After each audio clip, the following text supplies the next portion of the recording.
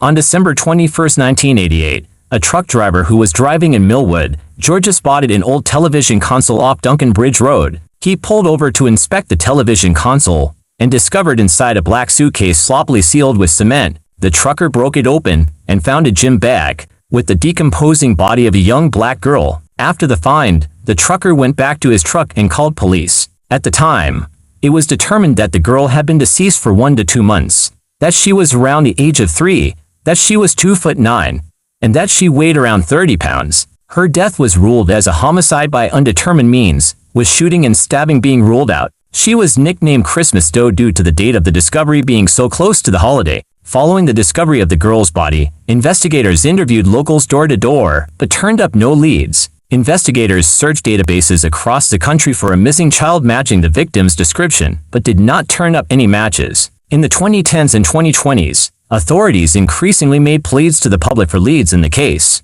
In 2019, the Georgia Bureau of Investigation began to work with Odom, a genealogy company, in an attempt to identify the victim through genetic genealogy. They were able to determine that she was likely from the area of Albany, Georgia. After a 2022 news report for the anniversary of the discovery of the victim, a member of the public contacted the GBI, stating that she recognized the girl from when she was a child. The GBI investigated the lead and determined that the tipster's intuitions were correct and that the victim was 5-year-old Kenyatta Odom of Albany, Georgia. Following the identification of Kenyatta, authorities believed that Evelyn Odom, Kenyatta's mother, and Ulysses Sanders, Evelyn's at the time boyfriend, were responsible for Kenyatta's death. On November 1, 2023, a Dougherty County grand jury indicted now 56-year-old Evelyn and now 61-year-old Sanders on the charges of the felony murder of Kenyatta, first-degree cruelty to children, aggravated battery, concealing the death of Kenyatta, and conspiring to conceal her death. They were arrested on November 9, 2023.